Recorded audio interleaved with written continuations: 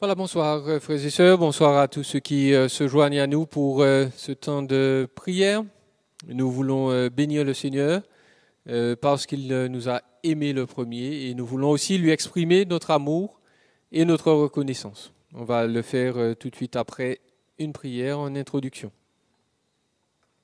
Seigneur, nous voulons te remercier parce qu'effectivement, tu n'as pas attendu que nous t'aimions pour nous témoigner, Seigneur, ton alliance, ton affection. Nous voulons te remercier même parce que ta parole nous dit que de toute éternité, tu as pensé à nous, tu nous as aimés. Et tu nous as aimés en ton Fils Jésus. Et Seigneur, quelles que soient les circonstances dans lesquelles nous nous trouvons, nous voulons une nouvelle fois repenser à cet amour et nous voulons te dire sincèrement que nous t'aimons en retour, même si notre amour n'est rien comparé au tien.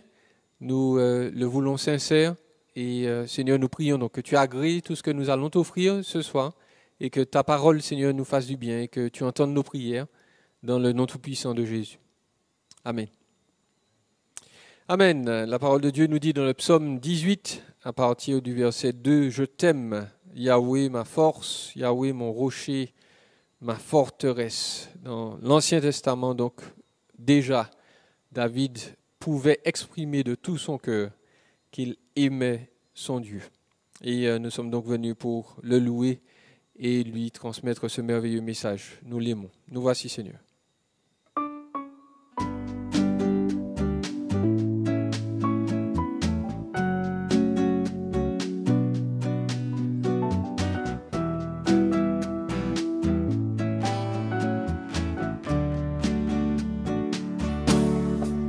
Voici, Seigneur,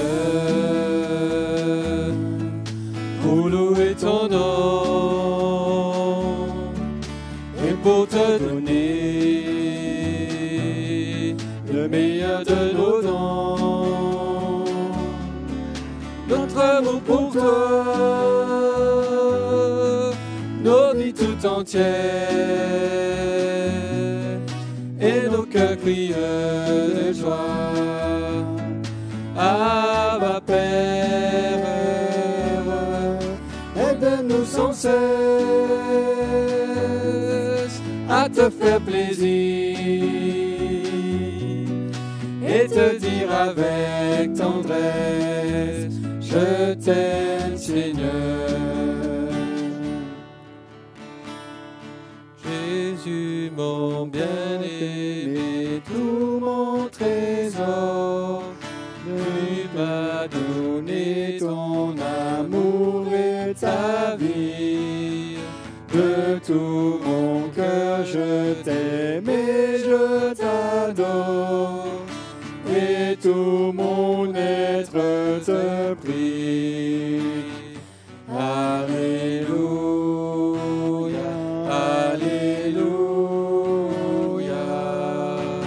agneau de Dieu. Dis le Seigneur, Alléluia,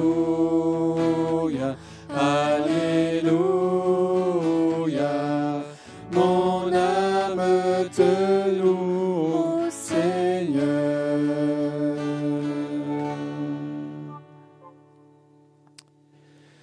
Dans le Nouveau Testament, Pierre a eu l'occasion de manifester son amour au Seigneur. Il lui a témoigné combien c'était difficile pour lui d'avoir été fidèle, ça c'est une chose. Mais Jésus lui a pardonné et lui a demandé plusieurs fois, « Pierre, est-ce que tu m'aimes ?» Et la réponse de Pierre a été honnête et sincère à chaque fois. Il a bien dit, « Oui, Seigneur, je t'aime. » Et Jésus l'a équipé pour qu'il puisse continuer sa mission, pour qu'il puisse continuer à tisser cette relation avec lui. Et donc notre amour pour Christ se manifeste en le connaissant chaque jour davantage, te connaître.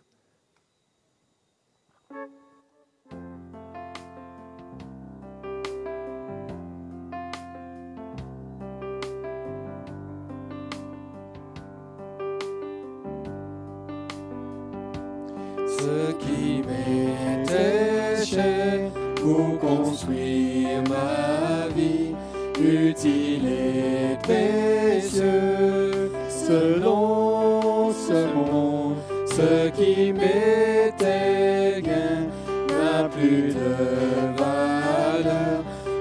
ne sert à rien, car je préfère te connaître, Jésus, te connaître, il n'est le meilleur. Toi, mon Dieu, mon seul bien, ma vraie joie et ma justice, ô Seigneur, je t'aime.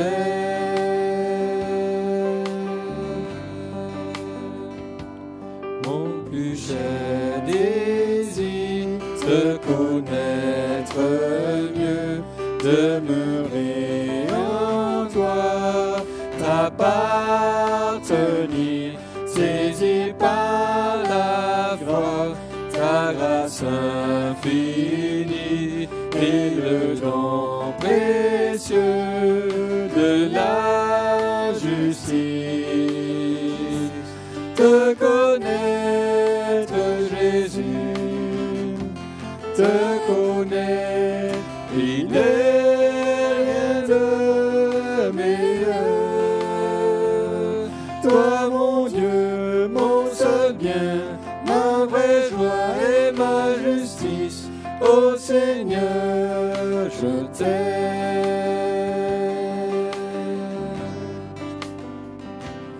Vivre de ta vie de résurrection, communier Jésus à tes souffrances, devenir à toi dans la mort et vivre avec toi l'éternité.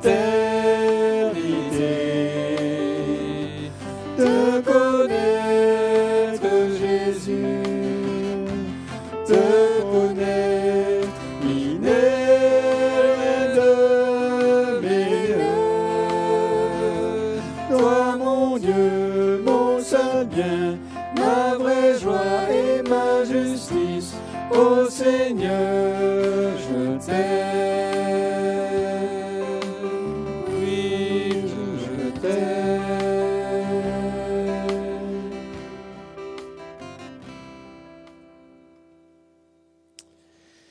Amen. Et puisque nous sommes là pour un temps de prière, nous voulons exprimer donc avant l'étude cette prière donc ancienne. Ô Jésus, je t'aime car tu m'as sauvé sur la croix bénie, pour moi tu es mort, ta mort est ma vie. Eh bien, nous lui disons humblement, je t'aime, ô Jésus.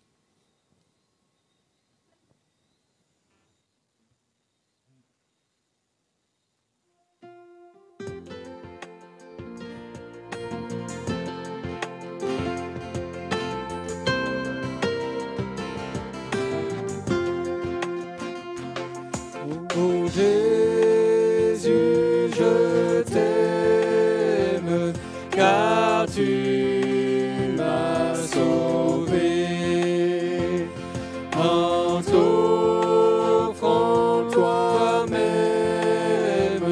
ton sang m'a lavé, sur la croix bénie.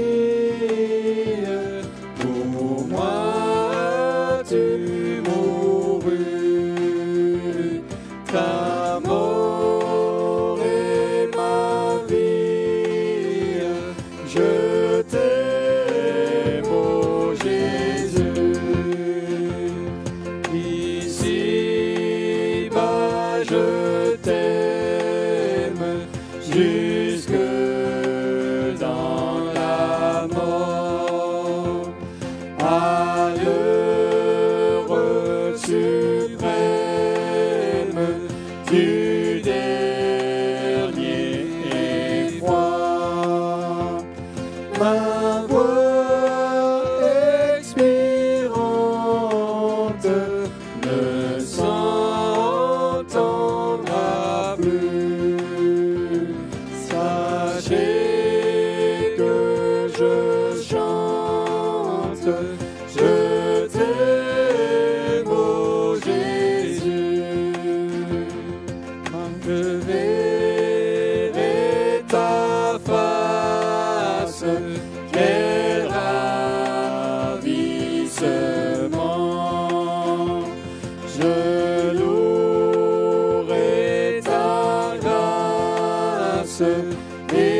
éternellement et dirai sans cesse avec les élus l'hymne d'allégresse. Je t'aime, ô Jésus.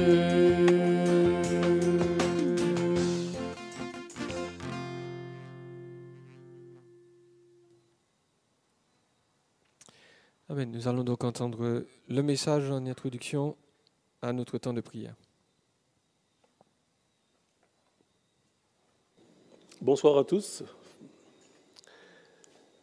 Nous sommes là pour un temps de prière.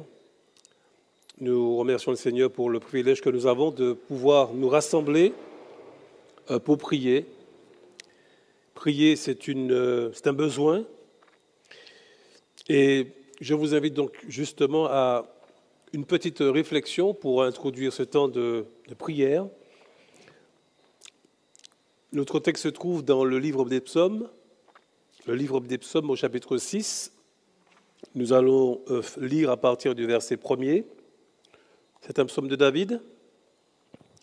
David donc exprime à Dieu sa souffrance. Et voilà ce qu'il dit à partir du verset 2. On peut donc entendre ce qu'il dit. Au verset 2, il dit « Éternel, ne me punis pas dans ta colère et ne me châtie pas dans ta fureur. Aie compassion de moi, car je suis sans force. Guéris-moi, Éternel, car mes os sont tremblants. Mon âme est toute troublée. Et toi, Éternel, jusque à quand? Reviens, Éternel, délivre mon âme. Sauve-moi à cause de ta miséricorde, car celui qui meurt n'a plus de souvenir. Qui te louera dans le séjour des morts? Je m'épuise à force de gémir. Chaque nuit, ma couche est baignée de mes larmes. Mon lit est arrosé de mes pleurs. J'ai le visage usé par le chagrin. Tous ceux qui me persécutent le font vieillir. Éloignez-vous de moi, vous tous qui faites le mal, car l'Éternel entend la voix de mes larmes.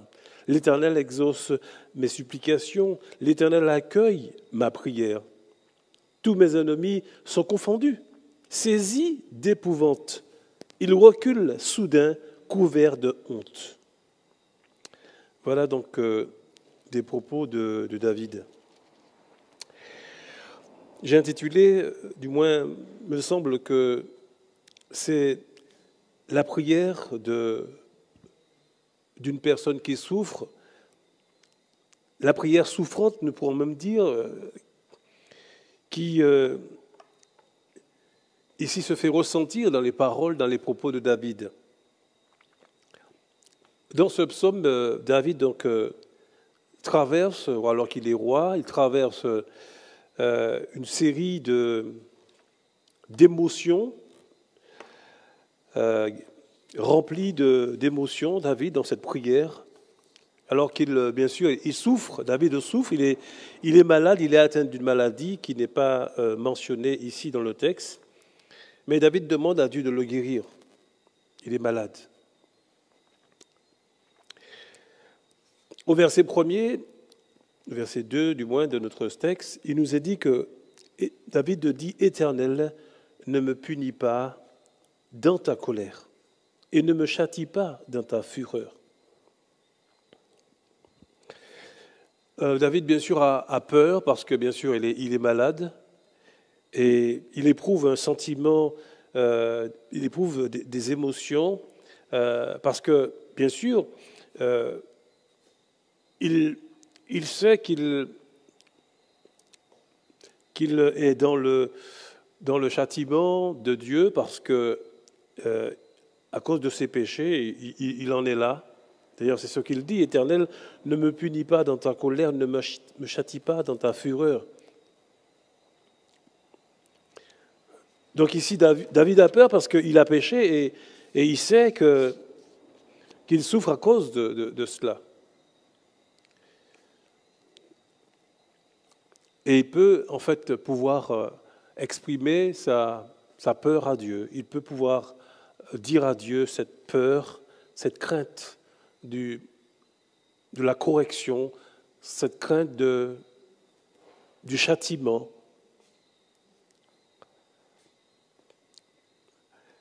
Au verset 2 et 3, David donc est impatient, nous a dit le texte. Il est impatient, il souffre, il a peur, il est impatient. Aie pitié de moi, comme il le dit au verset 3, car je suis sans force, guéris-moi.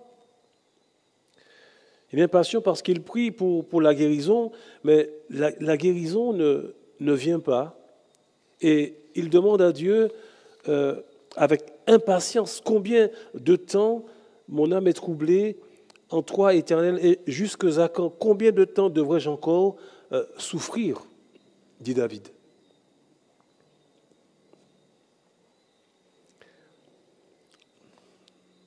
Mon âme est troublée, dit-il,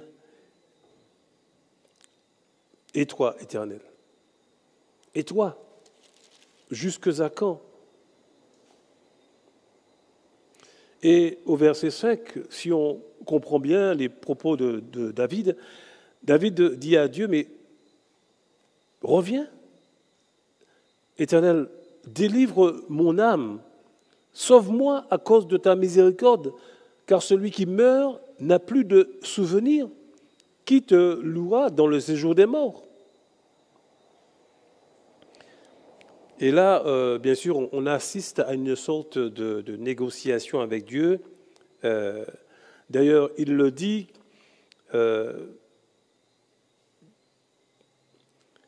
qu'il promet même de continuer d'aimer Dieu, de l'adorer s'il le guérit. Qui te louera dans le séjour des morts? Mais Seigneur, qui est-ce qui va c'est pas, en tout cas, moi, je ne pourrais pas te louer, Seigneur. Si je suis mort, il faut bien que je sois vivant, que je reste en vie. Et donc, il faut que tu me guérisses. Et si tu me guéris, eh bien voilà, je pourrais te louer. Je pourrais te rendre grâce. Voilà un petit peu la pensée de David ici. Et le livre des psaumes, moi j'apprécie beaucoup ce livre parce que c'est vrai que nous pouvons nous retrouver, nous voir au travers de ces paroles de David. Donc, il y a une sorte de négociation. David n'a pas peur d'exprimer ses sentiments, ses émotions à Dieu, ce qu'il vit, ce qu'il ressent au plus profond de lui-même. Et même au point que David arrive à une situation, je dirais, quasiment d'être au bout, d'arriver au bout. J'ai le visage usé par le chagrin. Je m'épuise à force de gémir. Chaque nuit, ma couche est baignée par mes larmes. On dirait que David fait une dépression, ici. Je vous ai dit. Tous les jours, il pleure, il ne cesse de pleurer. Il se plaint que rien de ce qu'il fait n'apporte aucune satisfaction. Et il est amené à pleurer, à être désespéré, et il ne semble y avoir aucun espoir pour lui. Mais tout d'un coup, on voit qu'il y a quelque chose qui se passe. Au verset 9.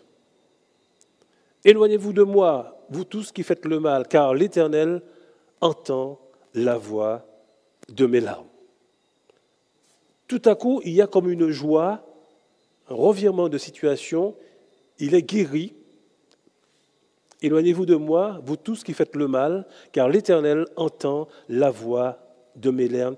L'Éternel exauce mes supplications. L'Éternel accueille ma prière. »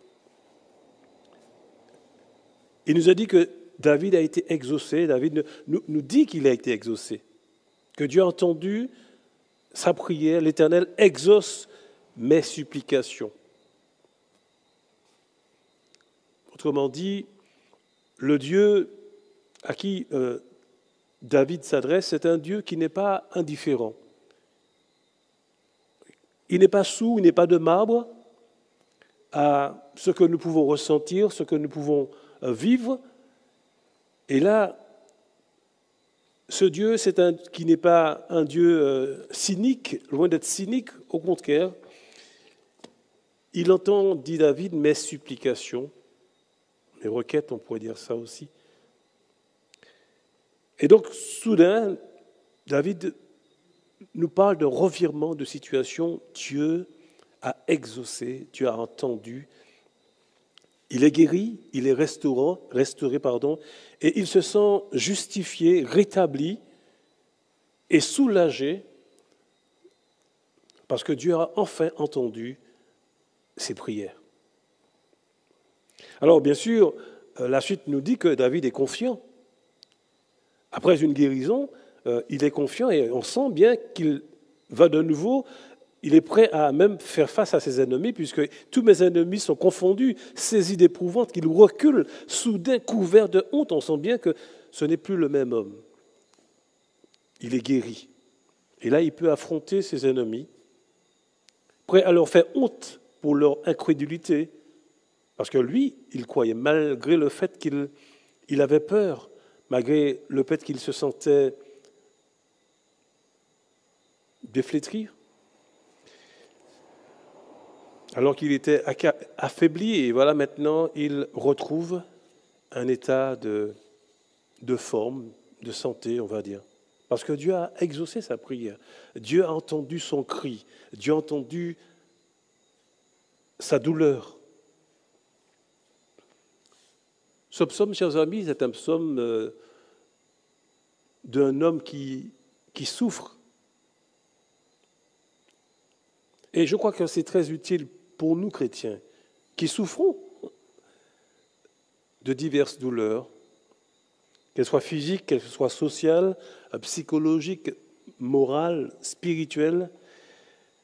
Je crois qu'il nous faut dégager à partir de ce psaume trois choses. Et la première chose qu'on peut dire, c'est que souffrir, c'est quelque chose qui est humain. Et il me semble qu'il y a près de 2000, nous sommes entrés dans le 3e millénaire, un homme est venu et a souffert, a vécu les mêmes choses, les mêmes émotions que nous,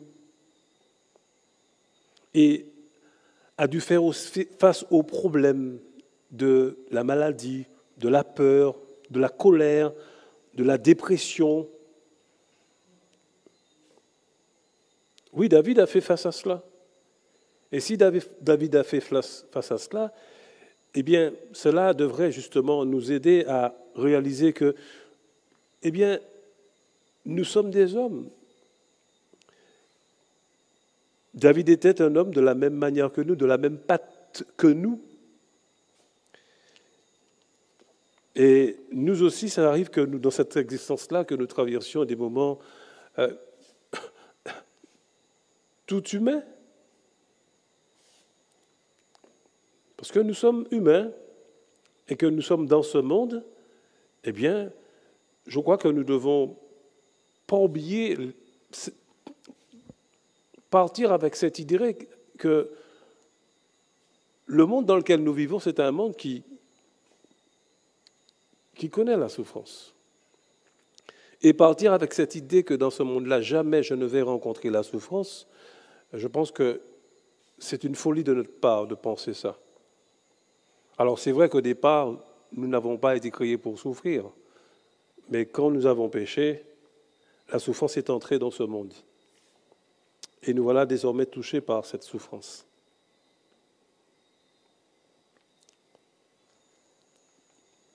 Je crois que nous ne devons pas nous sentir dépassés ou vaincus lorsque nous vivons des choses comme la souffrance.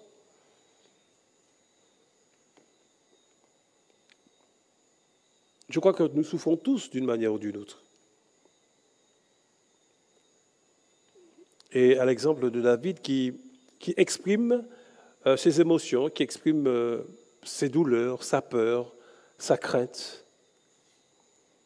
David n'avait pas peur d'exprimer sa souffrance, sa douleur, quand bien même que c'était une souffrance qui était justifiée. Et il savait qu'il pouvait le faire sans être réprimandé par Dieu lui-même, parce que le Dieu à qui il s'adresse est un Dieu qui entend la souffrance humaine. Le Dieu qui a créé ce monde est aussi touché dans son âme par, c'est vrai, la douleur. Oui, tout le monde souffre. Tout le monde souffre. Et chacun le fait à peu près à sa manière. David nous exprime comment il peut parler à Dieu, dire à Dieu comment il souffre. Donc la souffrance, c'est quelque chose de tout à fait humain. Et Dieu comprend parfaitement notre souffrance. Il sait pourquoi nous souffrons.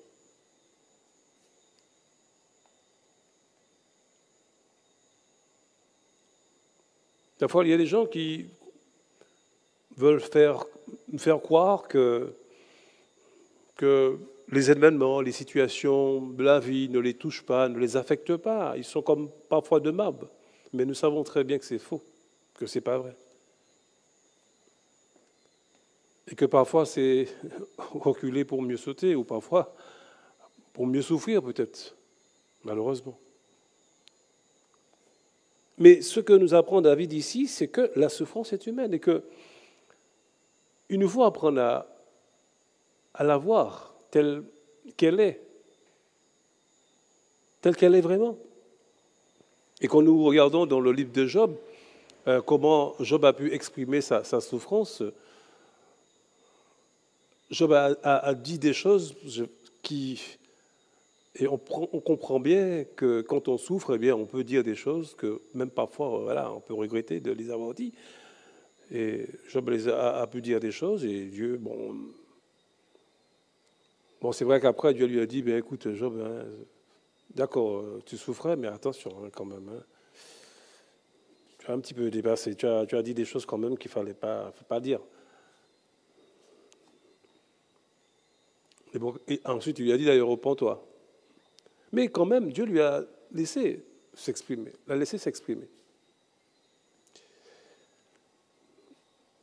Deuxièmement, il n'y a toujours une solution. Il n'y a pas toujours en fait de solution miracle.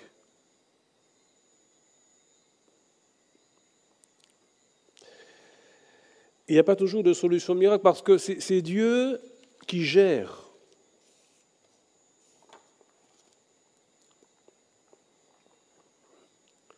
Cette période difficile que connaissait David, c'est une période terrible, bien sûr, qu'un roi connaît. Eh bien, la gravité et la durée de cette souffrance n'est pas due à sa faveur ou à sa défaveur, en quelque sorte. Parce que c'est Dieu qui gère la souffrance, c'est Dieu qui va permettre que cette souffrance. Et Dieu va utiliser cette souffrance dans ses plans, avec ses desseins. Et Dieu sait parfaitement ce qu'il fait.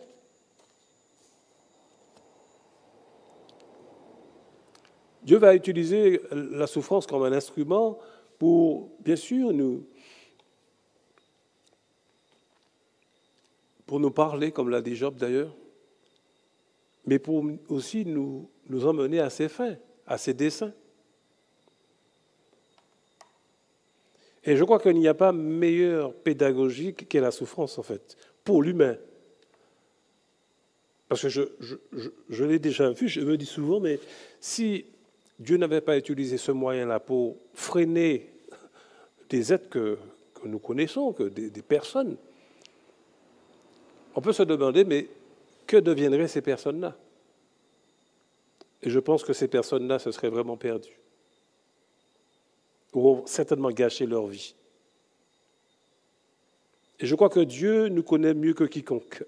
Et il sait utiliser à juste escient eh bien, cet instrument qu'est la souffrance pour, mais bien sûr, nous garder, nous protéger, nous freiner dans nos élans parfois de folie, de bêtises, on va dire, pour nous montrer vraiment qui nous sommes. Mais ce qui est bien, c'est que Dieu ne permettra jamais, et on l'a lu dans ce texte, qu'une situation nous échappe. Dieu a le contrôle. Il ne permettra, comme dit le texte, que nous soyons tentés au-delà. Dieu va toujours faire quelque chose qui répond à nos besoins. Et donc, par conséquent, nous ne devrions pas avoir peur. Parce que Dieu était au contrôle de tout, même dans la situation de Job. C'est Dieu qui décrète tout, qui décide tout et qui permet tout. Ça, Job ne le savait pas, puisque du début jusqu'à la fin, le Seigneur était le maître. Et d'ailleurs, il a dit, mais qui es-tu pour obscurcir mes desseins? Ne sais-tu pas? Je crois que le Dieu que nous servons est un Dieu qui mérite vraiment d'être servi. Nous oublions bien souvent qui est Dieu et combien cet être, c'est vrai, il nous surprend.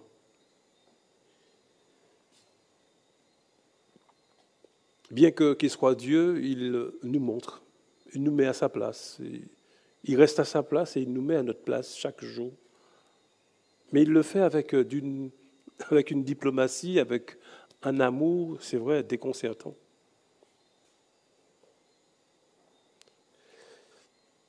Et quoi que lorsque nous appartenons à ce Dieu-là, nous ne devrions pas avoir peur. Parce que finalement, notre vie lui appartient. Nous sommes entre ses mains. Et je préfère 1000 fois être entre les mains du Seigneur que d'être entre les mains d'une autre personne. Surtout quand on est son enfant. On a toutes les chances de savoir que tout va finir bien. Parce que Dieu nous aime. Même quand il nous fait souffrir. Alors il nous faut, troisièmement, rester fidèles malgré la souffrance. Même si nous sommes éprouvés de différentes manières, et David, bien sûr, a été éprouvé dans son existence, sa vie, mais David n'a jamais abandonné Dieu. Peut-être qu'il a pensé. Et puis c'est vrai, on peut y penser. Mais au fond, quand on voit ce que Dieu fait, ce qu'il est, et combien il nous aime, eh bien, parfois, ses émotions, ses sentiments, eh bien, Dieu nous rassure.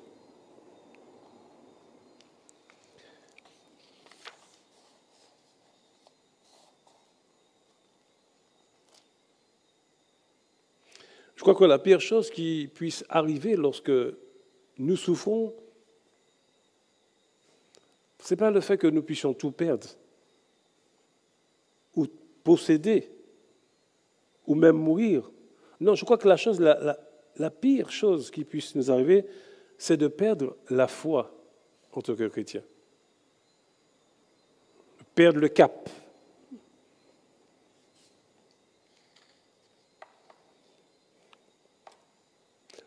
Et justement, le véritable test de la souffrance, n'est-ce pas, est là justement pour juger à même à quel point nous sommes courageux. Et si nous allons, oui ou non, rester fidèles.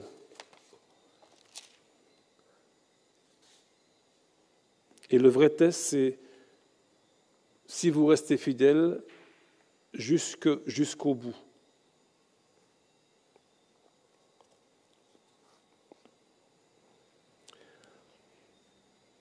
J'ai beaucoup aimé les paroles de Daniel, et c'est amis quand ils étaient dans la fosse aux lions, quand le roi leur a dit, écoutez, vous allez entrer dans la fosse aux lions et de toute façon, si votre Dieu vous aime, il va vous sauver. Et Daniel va dire cette parole, quoi qu'il en soit, si Dieu ne nous sauve pas, qu'il nous sauve ou qu'il ne nous sauve pas, de toute façon, nous n'allons pas nous courber devant vous. Nous allons rester là, parce que nous croyons que le Dieu que nous servons est vrai, et que nous allons le soumettre à lui, même si il ne nous délivre pas.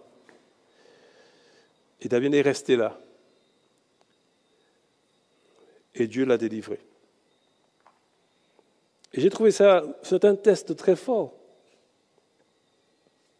Oui, le véritable test de la souffrance n'est pas à quel point vous êtes courageux ou si vous allez mieux ou pas aller mieux. Est-ce que vous allez être mieux? Même si je ne vais pas être mieux ou je ne serai pas mieux, c'est rester fidèle à Dieu quoi qu'il arrive. C'est rester fidèle à Dieu, que nous soyons guéris ou pas guéris. Et c'est vrai que là, David a été guéri et il s'en réjouit. Il peut bénir Dieu. Et si Dieu ne l'avait pas guéri?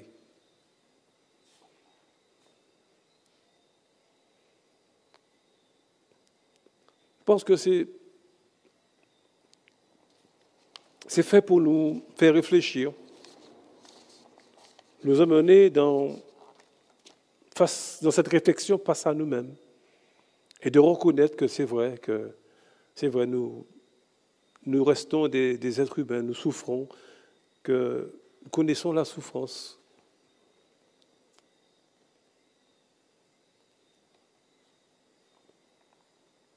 Et lorsque nous sommes chrétiens, Dieu permet que nous vivions des situations. Et en dépit de toutes ces choses-là, nous devons, comme cela a été dit, et nous aimerions aussi, comme Pierre l'a dit, Seigneur, tu sais que je t'aime. Tu sais que je t'aime. Tu le sais. Et tu me connais. Et le Seigneur, c'est vrai, voir au plus profond de nous-mêmes. Et il sait qui nous sommes, véritablement.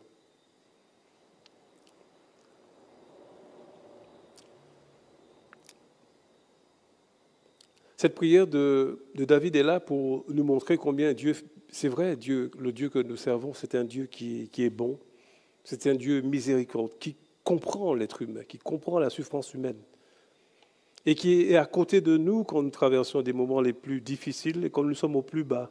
Dieu nous accompagne, comme Dieu le Père a accompagné son Fils dans les derniers instants de sa mort à la croix. Et ça doit nous réjouir, ça doit nous pousser à être dans la joie, parce que Dieu ne nous lâche jamais.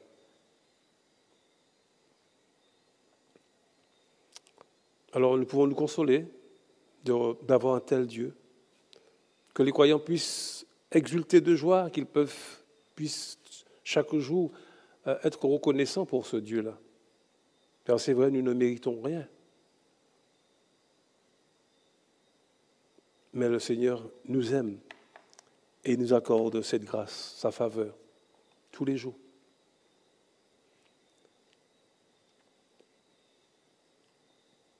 Donc voilà, que Dieu puisse cette parole puisse nous encourager, nous rappeler que c'est vrai.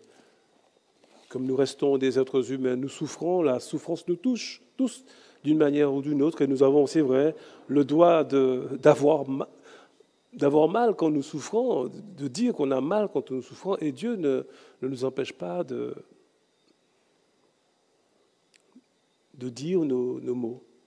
Au contraire, il les entend. Et je pense que c'est important que nous puissions prier justement les sujets que nous allons avoir. C'est notamment le fait de prier pour que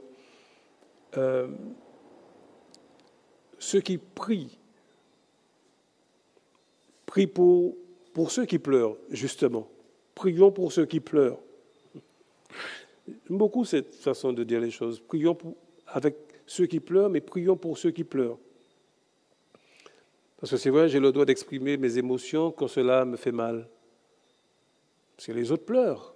Et je crois que Paul le dit, prions avec ceux qui pleurent, mais aussi prions avec ceux qui sont dans la joie. Prions pour ceux qui souffrent, deuxième sujet, dans leur chair, dans leur âme. Et je sais que ça c'est quelque chose de terrible quand nous sommes atteints de maux. Prions pour nos frères, prions pour nos sœurs. Prions pour l'Église qui souffre dans ce monde. Le monde souffre, c'est vrai, mais l'Église aussi souffre de ces maux,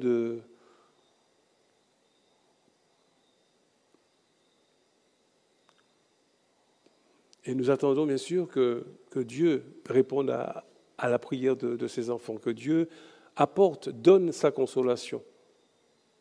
C'est notre souhait. Nous ne nous obligeons pas à Dieu à nous donner la consolation, mais nous prions que dans son amour, Dieu apporte sa consolation comme il l'a fait pour David. Nous sommes déjà dans la joie, nous jubilons déjà parce que nous savons que Dieu est notre Père et qu'il entend nos requêtes, qu'il entend nos prières, qu'il a de la compassion, comme Paul le dit. Béni soit Dieu, donc le Père de toute consolation qui nous console dans nos afflictions, dit Paul. Alors prions pour que justement